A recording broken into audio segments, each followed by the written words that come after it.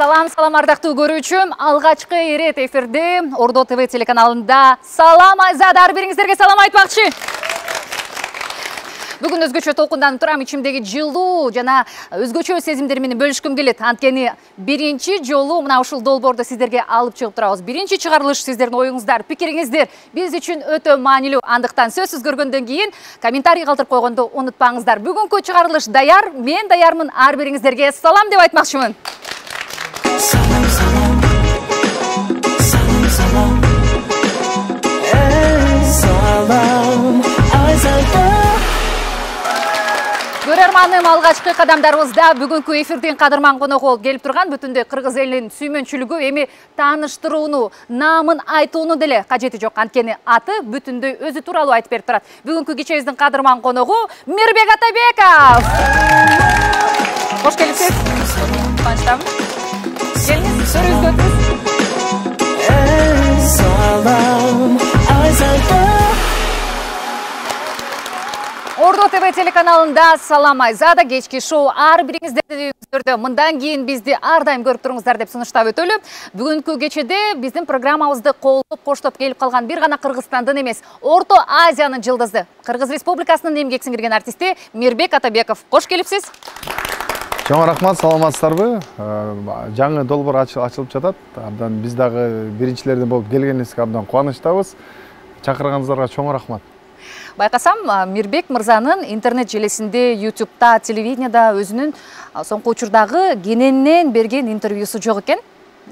Бүгүн сизди болушунча ачып, болушунча сиздин сырыңыз менен билгенге ашыктарбыз. Сиз бөлүшкөнгө даярсызбы? Ооба, мен буга чейин көптөн бери интервью бере элекмин. Кеңири көбү чакырышат, азыр билесиздер, подкаст дегендер абдан көбөйдү.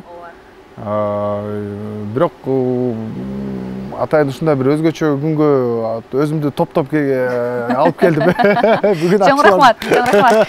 Биз да аябай кубанычтабыз чындыгында. Эми Мирбек Атабеков дегенде чындыгында моюнга алыш керек. Бренд болуп калды. Алдыстан эле атыңызды укканда сиздин баалуулугуңуз, сиздин талантыңызга баа беребиз. Анан эми бул брендти жаратып, бир тепкичке чыгып калган Мирбек Атабековдун жашоосунда эмне өзгөчөлүктөр болуп атат?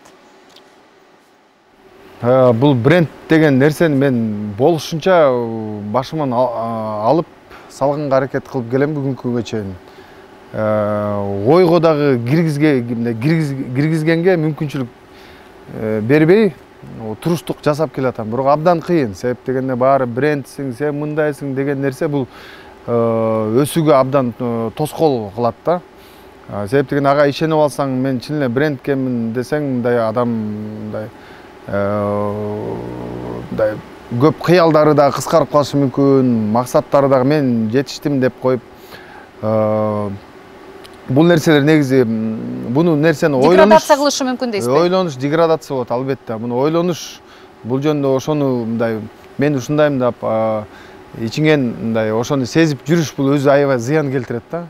Мен буну аябай жакшы билем. Андай учурлар да болгон. Мен 20 жылдан бери, 20 жылга жакындап калды биз ырдап жүргөнүбүзгө. Андай дагы учурлар көп болгон. Жылдыз орусу болгон. Албетте болот, биз баарыбыз баарында болот. Бирок убактылуу андан өтүп, аны жеңип, кайра ооруйт, кайра жеңет, ар кандай келе берет да.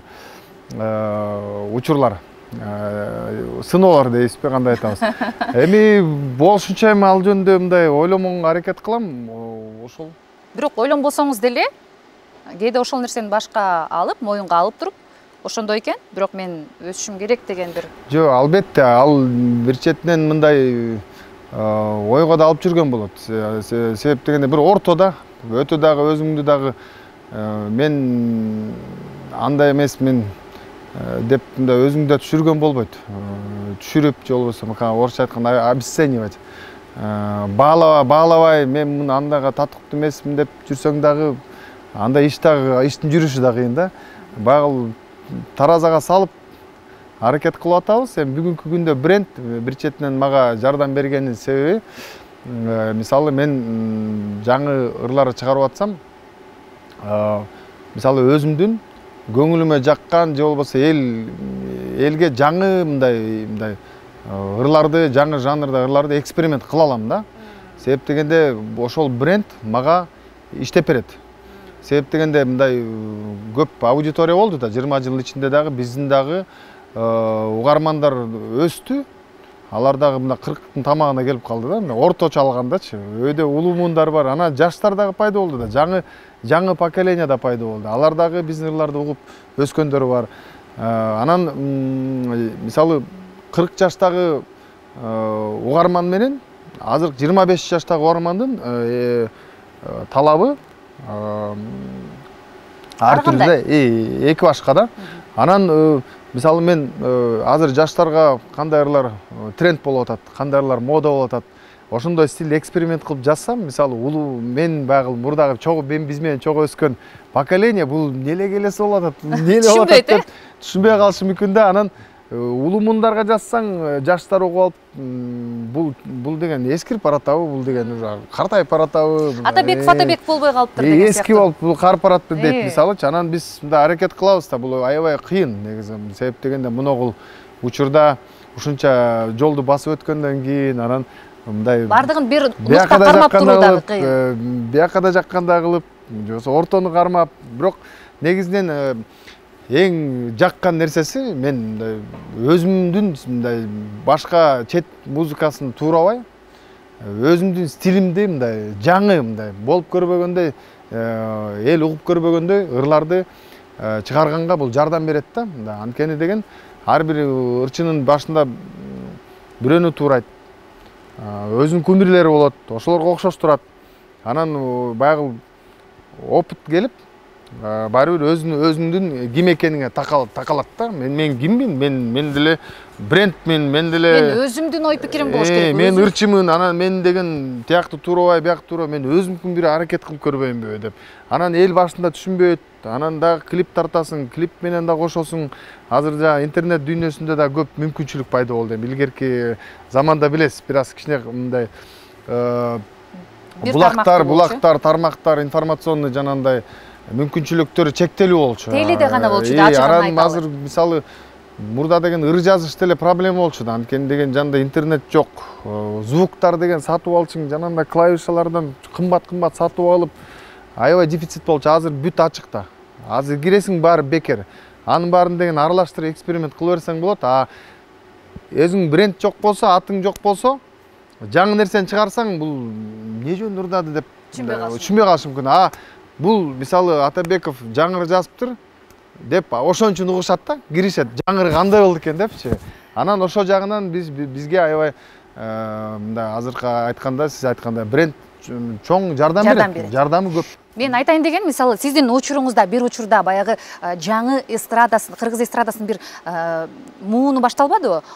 Нимаядан баштап баягы сиз сүзөңдүү чыккан кесиптештериңиз бар. Бирок алардын азыркы учурга чейин баягы бир эле жарышта келе жатып, бири кайсы бир чакырымда токтоп калып, бири дагы аракет кылып келатат. Бирок сиз бир чыккан жериңизди токтотпой кармап, эл ичинде Атабеков болуп жазылып калыш үчүн эң бир сапатты айтып бересизби? Башкы сапат.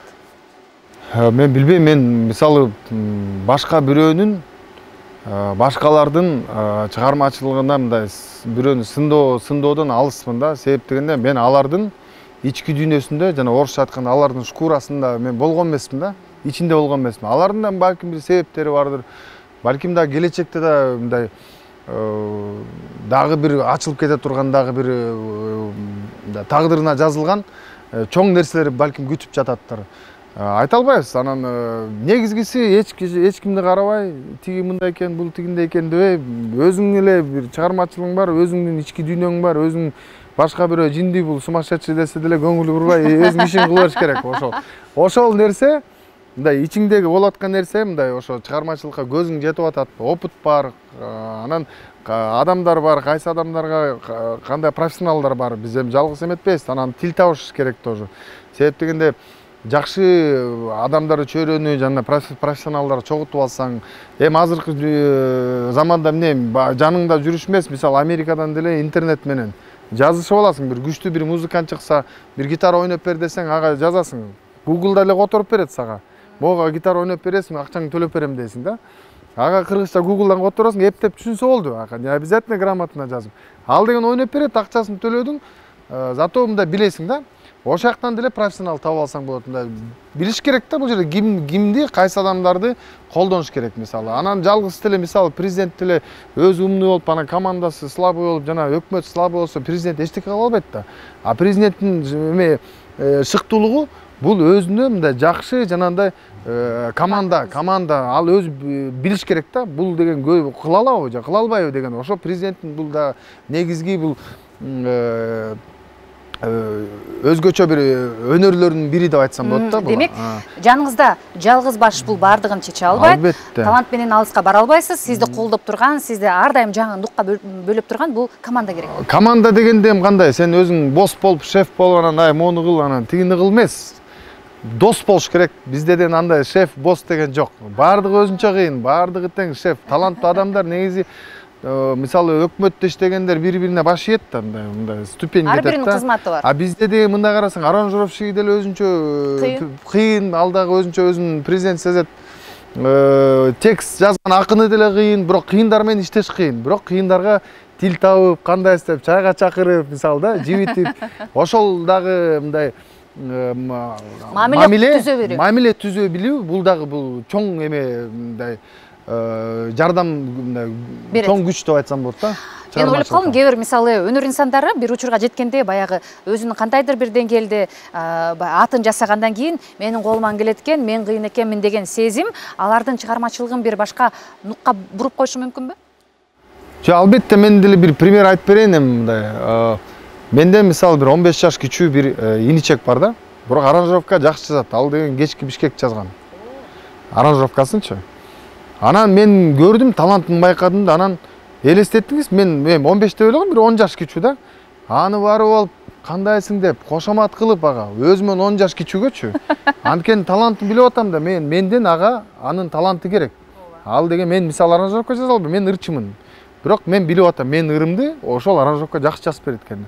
Барып мамиле кылып, өзүмдүн жана чоң апамдай, чоң атамдай кылып, кандайсыңар келгиле деп сыйлап, ушинтип мамиле кылып атып, анан ал дагы мындай жылуу мамиле кылсаң, ал дагы чын жүрөктөн жазат да. Анан ошол эле мисалы 10 жаш кичүү иничекке бирөө биздин эле биз курактуу эле бир коллегабыз атын айтпай элеген, анан аранжировка заказ кылыптыр да. А тиги убактысы менен бүтпөй калыптыр. Себеп дегенде срок менен бүтпөй. Анан эми чыгармачылыкта мындай да.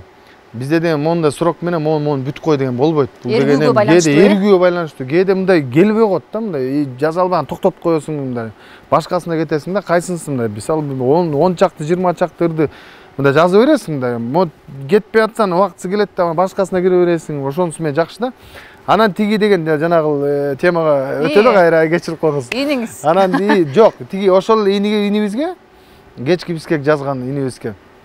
Мен куракта эле илгери биз менен чыгып жүргөн эле, биздин эле таанымал эле коллегабыз барып ыр жаздырса убактысы менен срогу бүтпөй калыптыр да. Анан тигиден бир аз 2-3 күн телефон өчүрүп койсо, үйүнө чейин барып дарбазасын такылдатып, жакадан ала калып, сен братчика, сен мени билбейсиң, мен деген момундай заслуженный, мен артист болуп атсам, анан эмне деген отношение, бул неуважение деп эле жакалап, мамилеси бузулуп калыптыр да. Понимаете? Ыр да жок.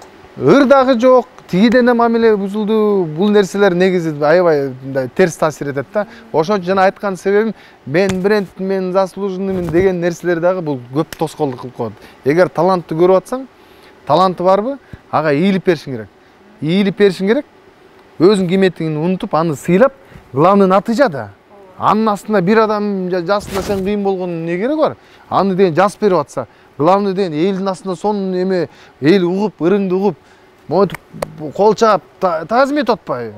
Ошонусу керек да, анан бирөөнүн астында кыйын болуп туруп, бүт нерсенин баарына мындай эч нерсеге жетишпегенден көрөк турабы? Эң туура. Ошондой дагы эмелери бар да, жанагындай нюанстар бар. Жакшы нюанс айттыңыз, бирок кээ бир жаш ырчыларга баягы жаңы бир учурда азыр ырчы болуп кетиш, жылдыз болуп кетиш интернет аркылуу сиздин учуруңузга салыштырмалуу азыр жеңил болуп калбады. Бир ырды YouTube'ка чыгарат, сен жылдызсың. Эл тааныйт, баары берет. Бирок бир ыр менен бүтүндөй убакыт кармалып туруу мүмкүн эмес. Ал ырдын убактысы бүтөт. Негизи мен бир нерсени байкадым да. Жана орустарда бар го, слабые времена порождают сильных людей. Сильные времена порождают слабых людей дегендечи. Burada бизге чейинки поколенияда могу илгерки 80-жылдар 90-ар укмуштуу ырлар бар да. Жана Демс, Руссос, жанагындай Каруза деген ырлар бар. Кыргызчаларды айтыңызда кандай маанилүү сонун ырлар бар да, мисалы. Анан кийин эстрадага айланып эле митип ырдын да мааниси да бүт эме бузулуп, ал убакта деген ыр жазыш деген проблема болчу да. Ал убакта жанагындай пленкага жазсың. Азыр деген келет дагы, мисалы, тойдо деле мындай элдер деле билип калды, эми ачык айтыш керек да. Келет дагы любой ырдайм десе барып ырдайт. Бир аз нотага түшпөсө компьютерден оңдойт, обработка кылып туруп анан фонограмманы ырдап коет атпайбы, мисалчы. Жеңил болуп калбады. Ал убакта деген сен бир дубль менен ырдашың керек. Вот кассетага жаздырасың, пленкага. Кандай ырдадың, бул ошол ойдон калып калат. Пленкага клейт этпейт ал убакта. Бирок ошондой кыйын учурларда, даже кассетага жаздырып, кыйын учурларда жакшы ырлар чыккан да. Азыр бүт нерсе доступна. Биздин заманда эми компьютер жаңы чыгып аткан, бирок биз жанагындай интернет деген бүт платный болчу да. Азыр бүт бекер. Бүт бар колунда турат, бирок ырлар, мааниси, эмеси жеңил. Мурдагыдай эмес да. Эми жаман деп айтпайм. Жакшысы да бар, бирок мурдагы ырлардын, эски ырлардын баары бир бизге чейинки, андан кийинкилери андан да жакшы. Ушинтип чота баары бир деградацияга баратат, билбейм. Бул мен музыка жактан айтып атам. Жашоодо болуп жаткан нерсе, жаштардын азыркы аң сезими, жаштардын азыркы көз карашы, максаттары ал жөнүндө айтпай эле кой. Музыка жактан эле караганда мындай кадимкидей эле мындай чоң деградацияга баратат. Бул мен оюмча бул может жашоонун мыйзамы ушундай. Эме деп ойлойсузбу, жашоонун мыйзамы деп эмеспи? Мисалы, жашоонун мыйзамы, себеп деген экология деле бузулуп атат. Мурдагы экология, азыркы экология башка. Сиз чыкканда, мисалы, Атабековду башында кабыл албагандар деле болгон да, сиздин курагыңызда келип, сиз аз байкасам, биздин учурда 80-жылдар мындай болгон деп атпайсызбы? Ошол учурда, мисалы, биздин учурда мынакей Рыспай Абдыкадыров, дагы кимдер бар деп ушулар ушинтип ырдачу эле деп сиздердин муунуңуздар чыкканда ушинтип айткандар. Жок, мен туура түшүнүп атам. Мен деле бирок эми мындай оптимистмин, өзүм деле пессимист эмесмин. Мен деле ишенем, эртеңки келечек кайрадан эле жакшы болот деп, баягы акыр заман келатат. Моундай болуп атат. Бирок ал деле эми акыр заман деле келе турган күн болот. Бирок кандай айтсам, сиздин байкооңуз боюнча эми ал келет, ал боло турган иш да. Аны баарыбыз билебиз. Бирок эми аны ойлонуп келатат, мындай болуп атат десең, анан жашаштын эмне кереги бар? Баары деле биз адамзаты бир жакшы нерсеге жакшы болот деп ошондой ниет менен жашашыбыз керек деп ойлойм да. Мен ойлойм, эми ырлар деле азыр мисалы рэп музыкалар мода болуп атат, арасынан сөгүнгөн сөздөр кошуп коюп атат. Жана чыгышсыз турапчы. Азыр ага көз карашыңыз мировой чартты карасаң деле жалаң рэп, жанагындай сөгүнүп сагынган ушундай ырлар деле мындай топ чартта биринчи орундарда алып атат, мисалчы. Анан кийин жанагындай наша чеккендер, ар кандай баңги заттарды колдонгондор, ошо мен муну колдондум, минттим, анан жана зына кылгандар, жанагындай жаман нерсени кылгандар деле тартып пропаганда кылып эле ырлардын сөздөрүн ырдап атышпайбы? Ошол заман, ошол ырларды биз 10 жыл мурун көргөнбүз, Америкадан башталган да. Анан кийин орустар туурады. Азыр күнү карасам, кээ бир жашырчылар мына кыргызча деле сөгүнүп сагынып деле ошондон наша кокстоп деле ырдап атат, мисалы. Бирок угуп атат. Баары бир агым кетет экен бул деген. Дүйнө жүзүндө кандай болсо, баары агым кетет экен да. Вот. Не избежать, бирок мен ойлойм да, убагында деле жана алтын тиштер мода эмес беле. Турабы, баары эле алтын тиш деп коет, анан ой деп анан алтын тишти деле кийин чечип, естественный нерсеге алып баратпай. Азыр деле мисалы жана ооздорун эме сайып деген ал деле кызыктуу болуп атат да, мисалы. Бирок ал деле андан деле тажайт баары. Натуральный нерсеге натураль нерсе ар дайым актуальный болот, ар дайым модада болот. Мен оюмча бул ушундай сыяктуу эле бир период болуп атат го деп ойлойм да.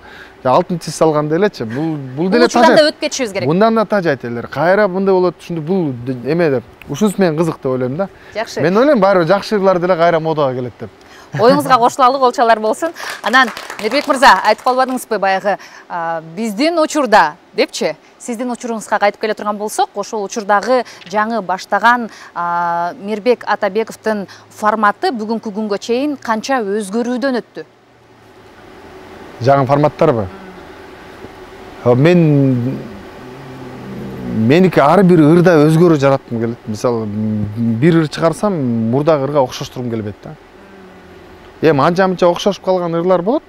Мисалы, баары стиль бир стилистика, менин почерким да баары Мирбектин почерки деп. Үнүң, тимор, сенин үнүң болот атпайбы?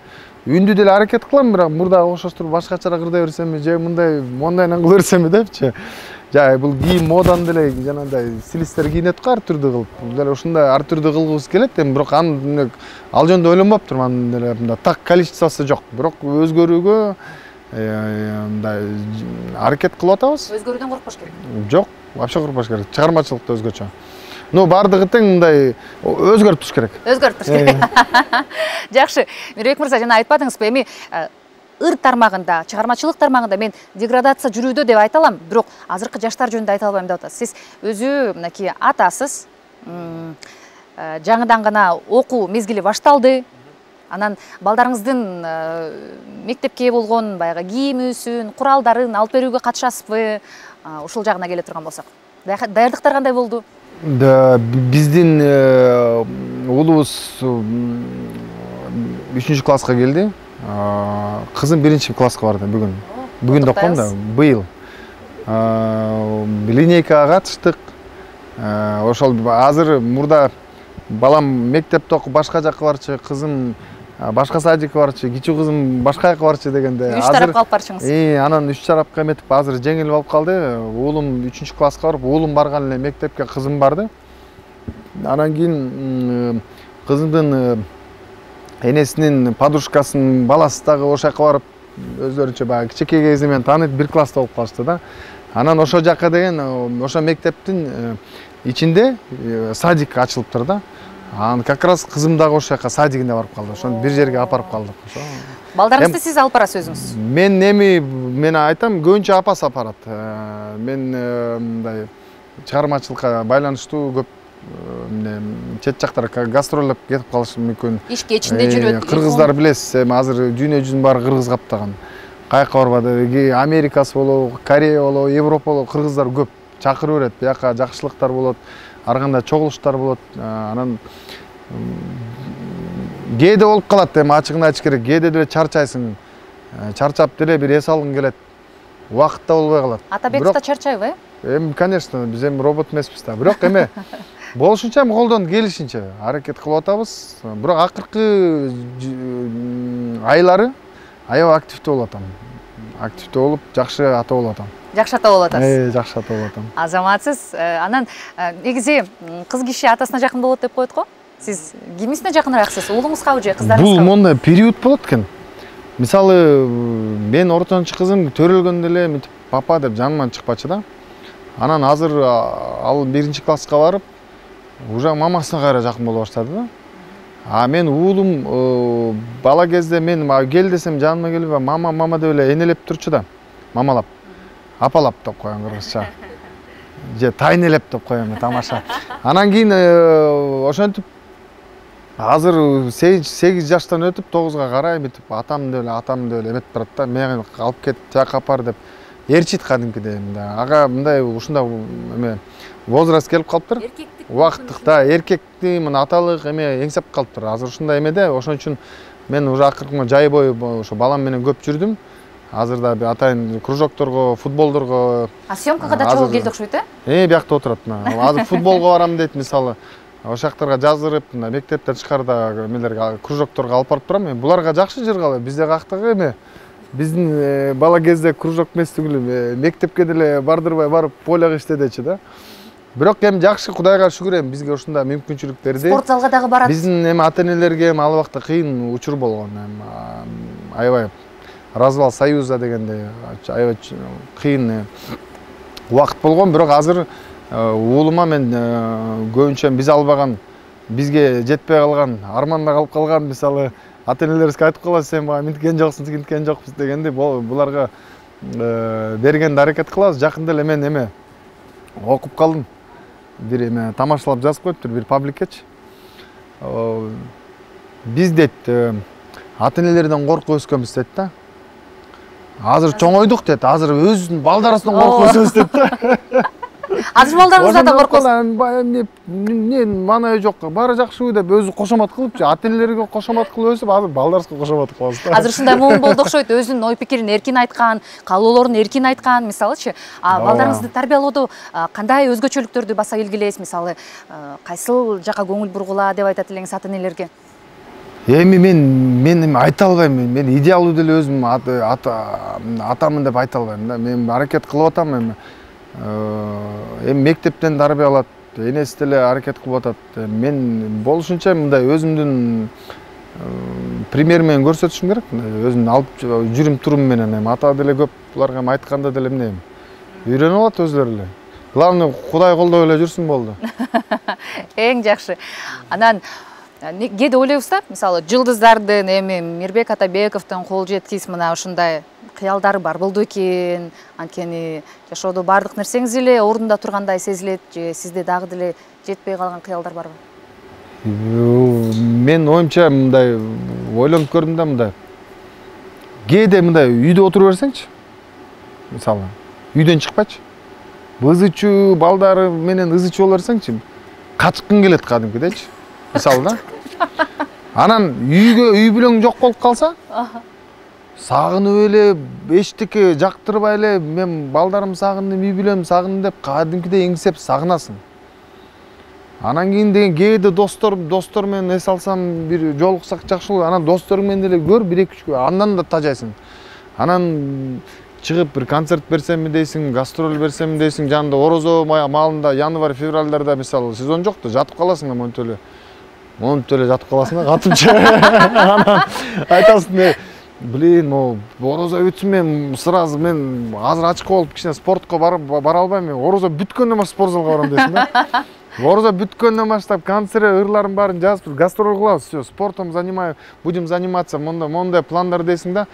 Ага киришесиң, анан 1 айдан эле андан да тажай баштайсың. Бизге эч нерсе жакпайт экен. Ошону түшүндүм.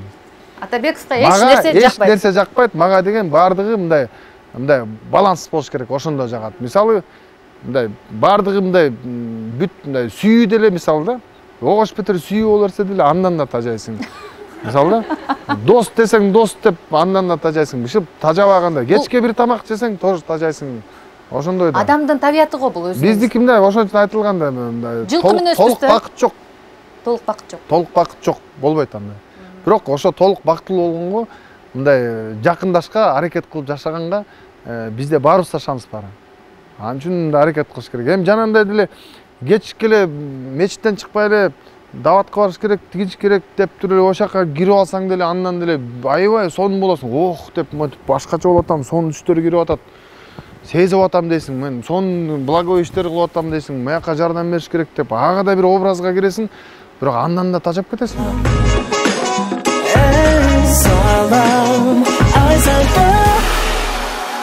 Негизи бул чыгармачылыкта бир санаалаш болуп турган, сырдаш болуп турган, мындай кеңешип турган бир адам болуш керек да.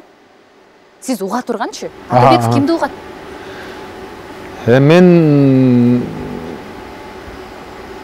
Мен эми өзүмдүн жакындарымды угам албетте.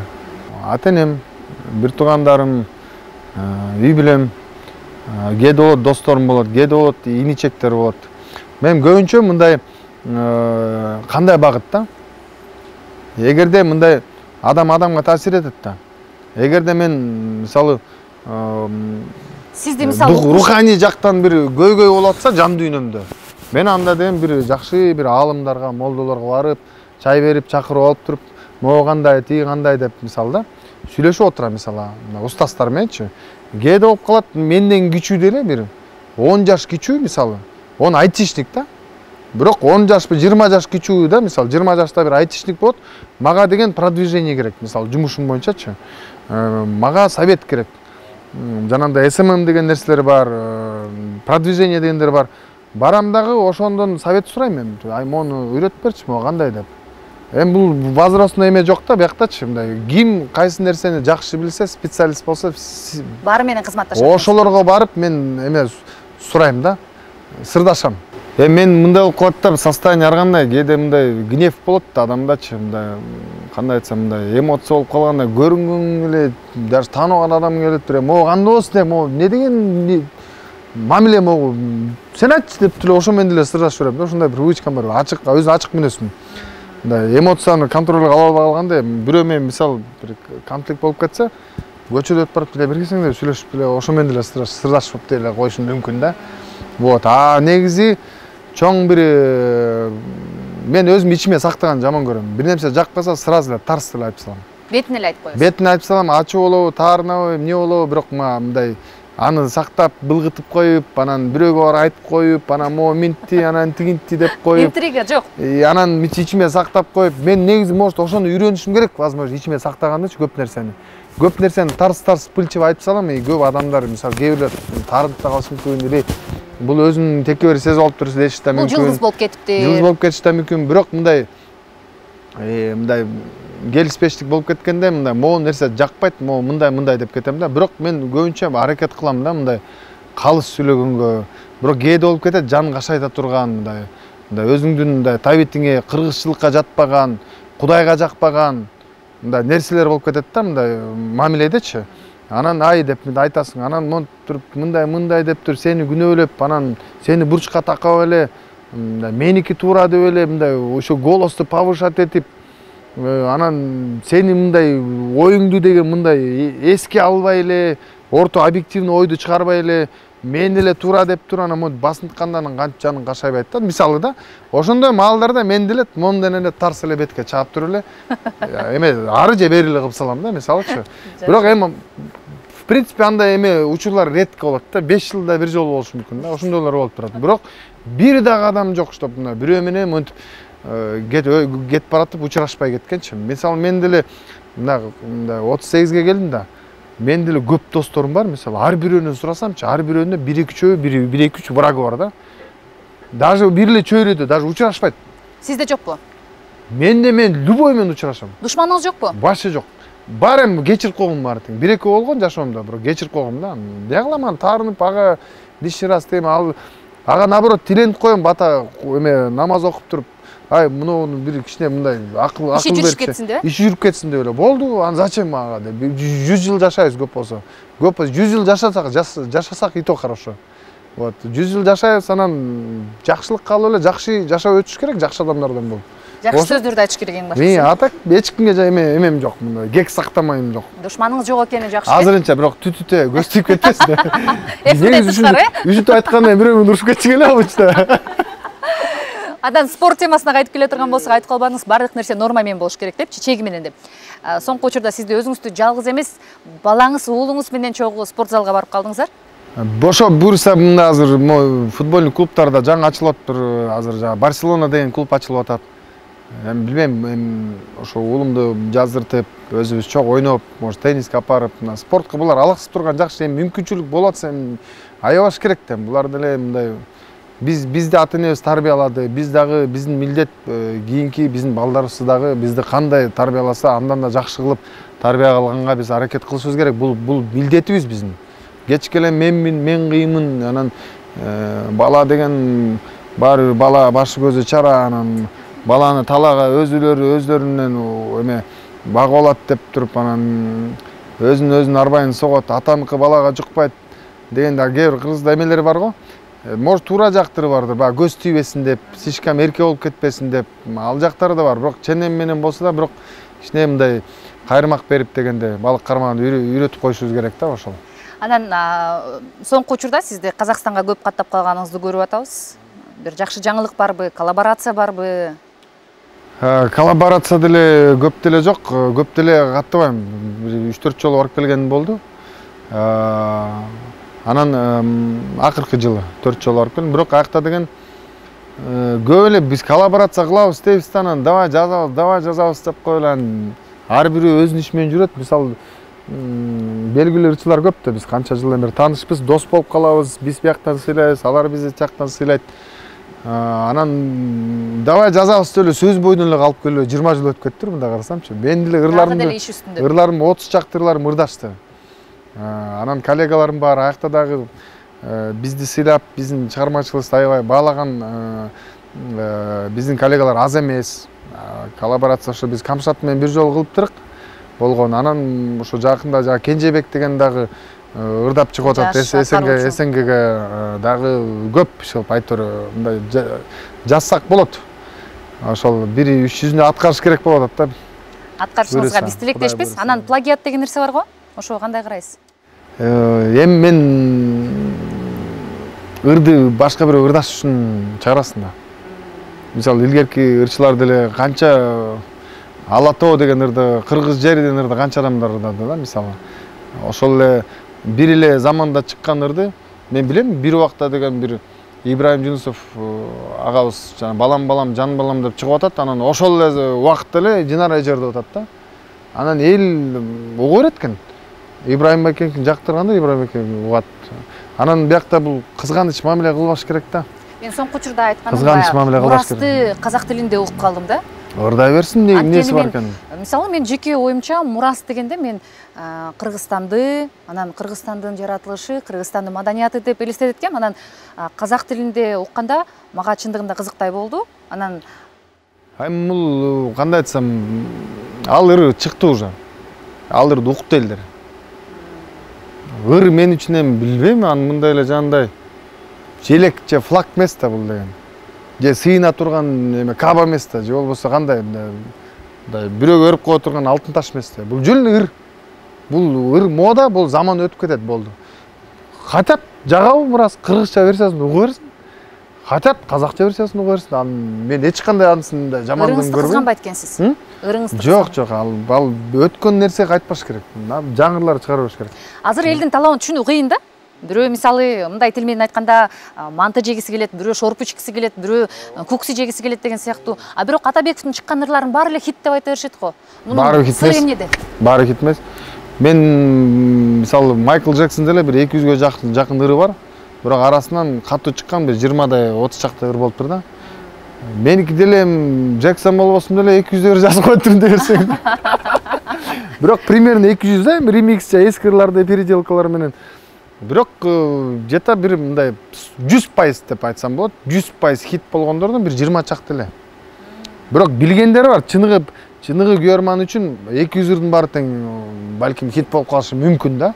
Бирок мындай жалпыга баардыгы биле турган, мисалы Күндөр жаңырат, Мурас, жана Нимая деген сыяктуу ырлар бар го. Ошондойдон 20 чыгат. 20 чыгат да.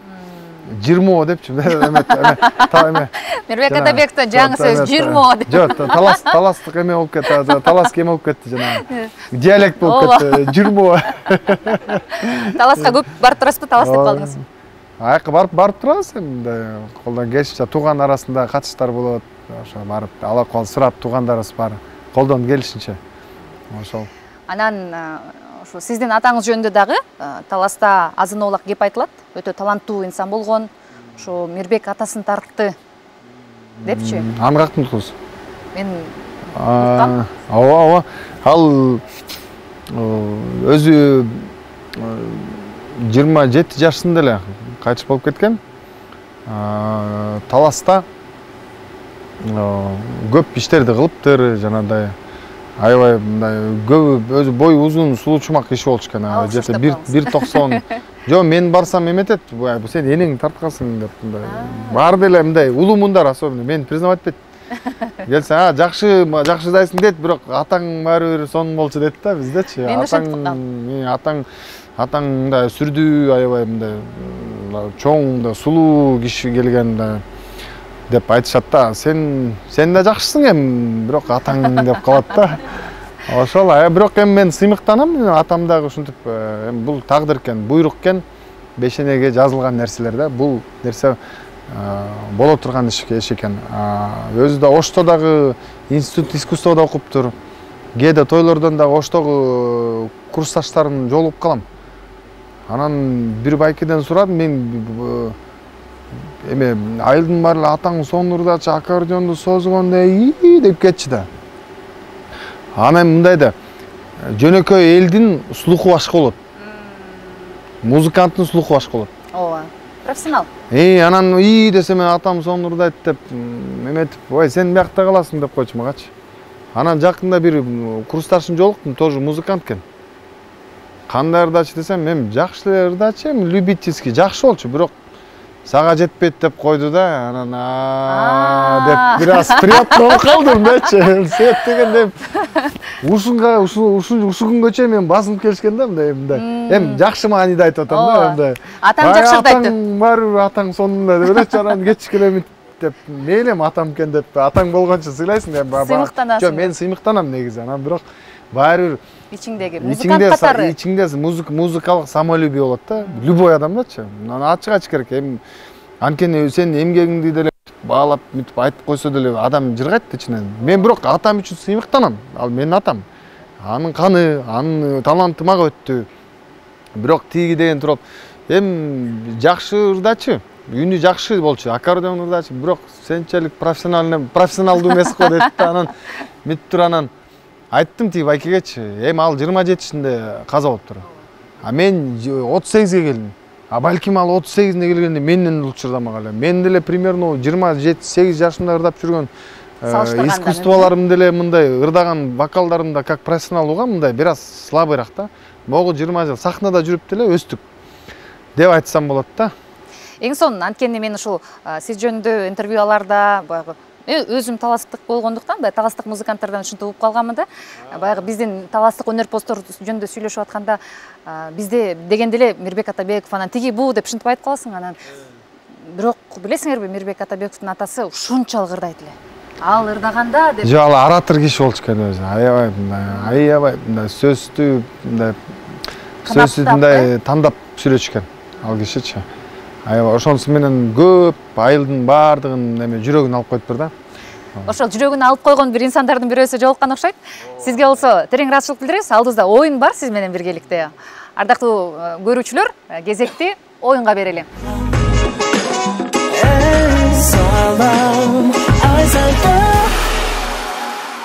Мирбек мырза, биздин көңүл ачуучу кичине оюнубуз бар. Өзүңүз көрүп турасыз. 5 стаканда суунун үстүндө шарикти үйлөп, сиз 1 мүнөттүн ичинде алтоосун жасап койгон болсоңуз, биринчилерден болуп, сиз жеңген болосуз. Сиз мага тапшырма бересиз, мен сиздин тапшырмаңызды аткарам. Эгерде мен жеңсем, мен сизге тапшырма берем, менин тапшырмамды аткарасыз. Макул, келиштик. Анда даяр болсоңуз? Тапшырма эмес, каалоо болсун. Каалоо болсун, макул. Жок, сизден анда тапшырма болсун. Жок, менден каалоо. Менден каалоо, жок, тапшырма болсун. Сизден каалоо болот. Макул. Кеттик, анда эмесе, даярсызбы, кеттик. 1 мүнөт кетти. Сразу. Кеттикпи? Караңыздар анда. Мен түшүнбөй калдым. Мен сизди баштайт экен деп Жок, сиз баштайсыз биринчи конок катары. 1, 2, 3, старт, кеттик.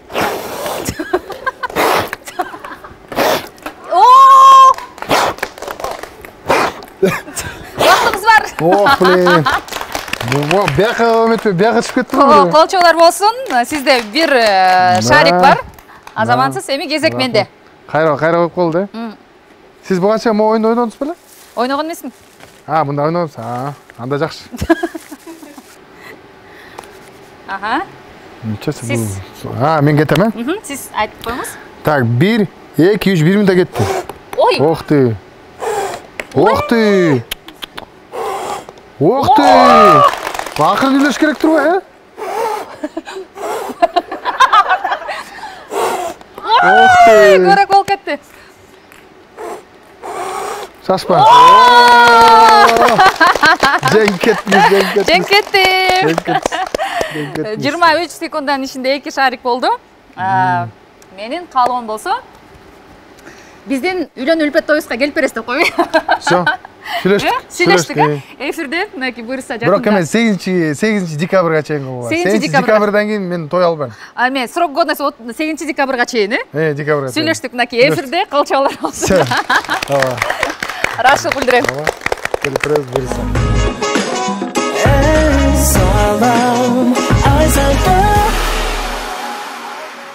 Убакыттын учкандыгын кээде байкабай калат экенбиз. Сиздин чыгармачылыгыңызга быйыл 20 жыл болот экен. Быйыл эмес, эмдиги жылы. Эмдиги жылы 20. Жакындап калды, канча бир айдан кийин эле. Ооба, биз 2005 баштаганбыз. 2025 20 жылдык болуп калат экен. Карабайсызбы, кече эле баштап, кече эле ырдап жүрчүк элек. так секирип дегендей. Азыр 20-га чыгып калдык. Бирок мен өзүм эрте баштагандыктан, мурда 20 жылдык десе эле мындай костюм кийип алып, момундай пузалар менен мынтип берчи эле илгери мындай агалар 20 жылдыкта. Азыр мен 20 өзүм жашмын, анан жүрөгүм да жаш, 18де анан 20. Ырларым да жаш дебейсизби? Ырларым да жаш, анан 20 жыл болуп калыптыр, билбейчи. Мен өзүм 18 жашымда баштагам. 20 жыл бирок айтканга оңой да. Сени канадын 18 жашында ырдагам да. 18 жашта. Примерно ошо 2005 баштаганбыз. Азыр ошол 20 жылдык болуп калыптыр. Буюрса биз эмдиги жылы азыр уже жарым жылдан да көп убакыт бар. 1-майдан 11-майга чейин 25-жылы 11 күн биздин филармонияда чоң юбилейный концерт болот. 11 күн? 11 күн болот. 11 күн концерт беребиз. Бирок ал жерде өзгөчө концерт болот. Ал жерде ошондой жанагындай юмор менен болот, жөнөкөй мындай диалог болот. Ал жерде деген сахнанын декорацияларын мен азыр художниктерди чет жактан заказ кылдым. Себеп дегенде баягы мен каалабайм да мындай. Анын баары көрдү кыргыз эли. О, кыргыз элим деп биякта оймолор кетет, баатырлар. Кыргызстандын желеги. Жана момундай эле актерлор келет. Ай, мына тигиндей мындай депчи. Жөн эле мындай анысын баарын жыйыштырып эле мындай шаңдуу концерт бергим келип атат. Чыгармачылыгымда кандай эң хит ырларды даже ырлар батпайт, бирок попури кылып туруп 200-дүн баарын тең мына попури кылып элди ырдагандай кылып, анан жалаң шаңдуу ырларды эметем. Биздики ырлар жалаң гана шаңдуу өтөт. Лирикалардан эми балким акыркы Бишкек, кечки Бишкек да 1-2 болбосо эле бүт шаңдуу ырлар кетет аякта. Анан сахнаны дагы биз азыр монда экрандарды көрүп, азыр ар бир тойго барсаң экран бүт эле. Экран менен элди не удивишь. Биз атайын сонундай бир 2 этажный чоң бир город построим. Аны художниктерди чакырып, мы хотим мындай сахналар алмашып тургандай кылып, ошондой декорациялар жасап атабыз. Атайын светтер, звуктар. Азыр Кыргызстанга дагы мындай маданият министрлигинен ошонун демилгеси менен Кыргызстанга сонун аппаратура келди, сахналар келди, звуктар келди. Аларды неге иштетпешибиз керек? Аларды дагы алып, баарын колдонуп да, буюрса 20 жылдык юбилейде аябай мындай болуп көрбөгөндөй бир өткөрөйүн деп атабыз. Себеп дегенде бир жаңы форматка өтүшүбүз керек. Зарубежный концерттерди карасаңар, аябай мындай шоуго. Ошо шоуду да аракет кылып, бирок тилекке каршы бизден көп залдарга мен өзүм кыялымда мындай монда сахнага эле машина кире калып, же болбосо мотоциклдер менен чыга калып, ушундай бир элге тартуулагым келет да, мындай эл эми кечке эле бургу отура бербейт да, көз менен да көрүш керек да. Бир ушундай шоу кылайын десем, бирок көп залдарга кирбейт экен машиначы бизге. Мисалы филармония акта протокол боюнча болбойт экен актачы. Стратегический зал экен да, ака даже мындай кичекей даже мындай мотоцикл кире албайт экен. Бирок хотя бы ал болбосо да, может башкача жагынан башкача дагы жолдору бар да. Көп анан буюрса азыр жакшы специалисттерди команданы түзүп атабыз. Уже жарым жылдан баштап эметет. Буюрса декабрдан баштап биз бүт новогодний корпораттардын баарынан отказ кылып атабыз. Эмнеге? Мен жарым жылга ошо той топурларды азайтып атам. Кайсы күндөн тарта?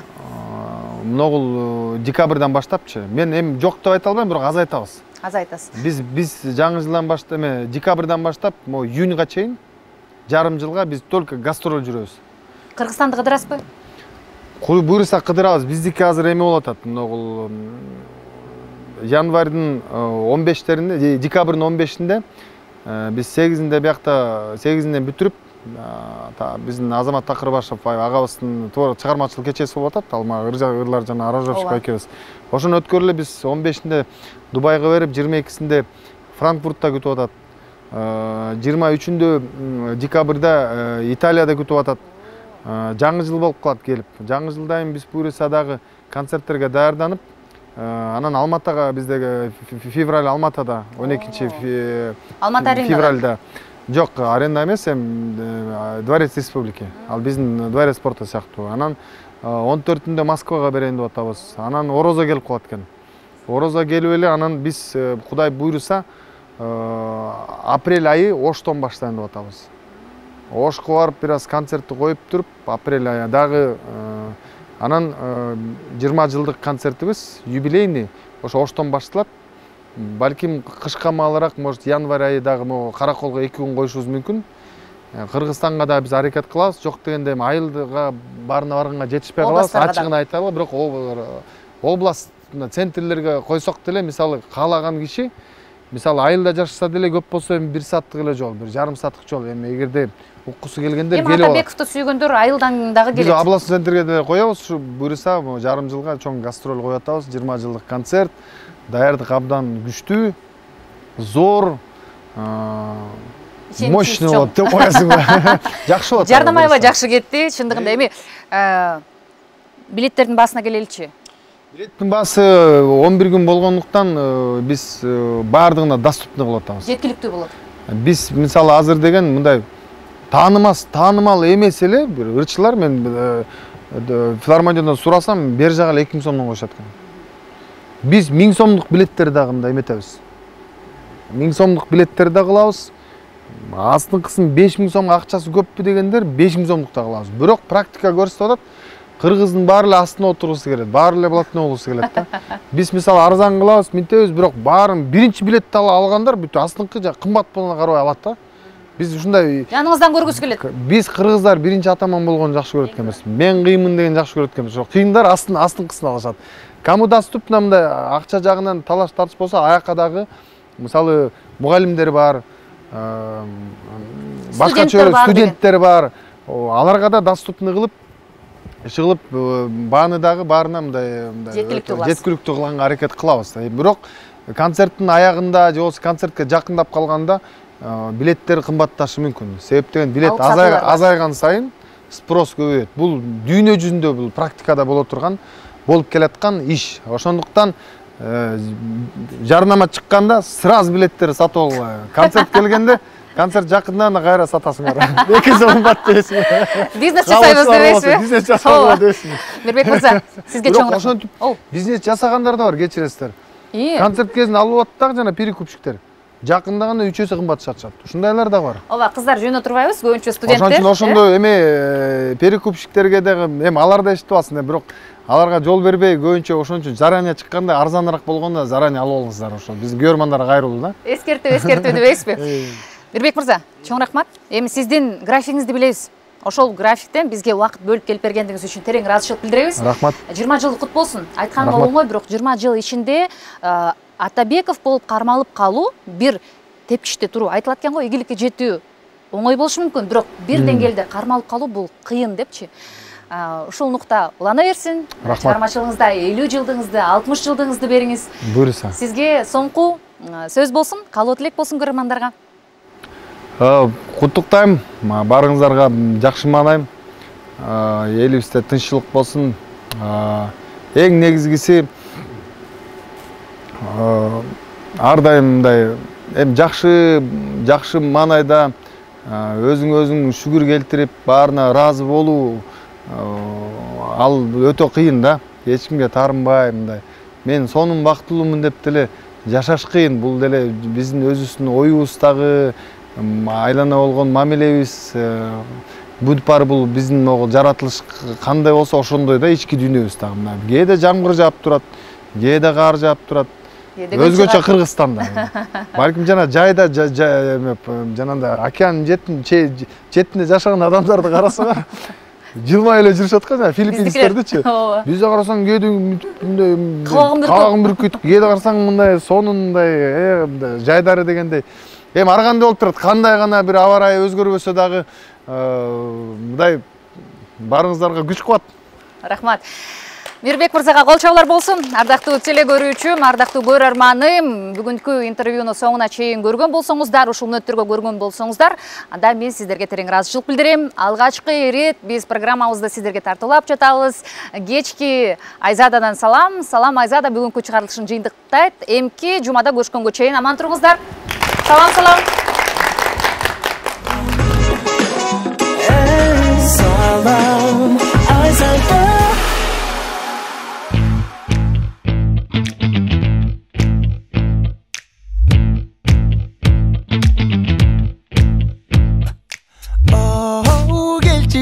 Жаным, унутала все, что было, барин. Еще нами вместе мы исправим. Kabul alçı budu благодарен. Албара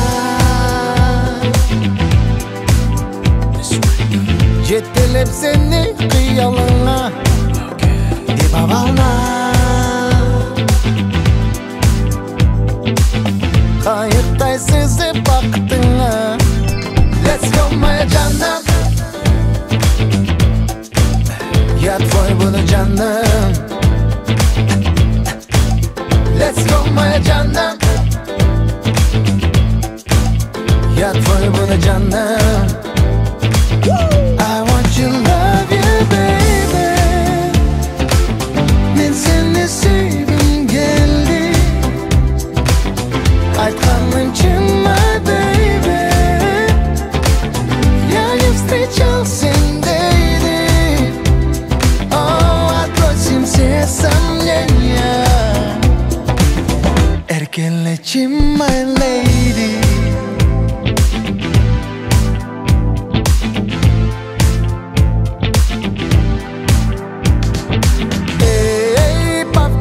Снова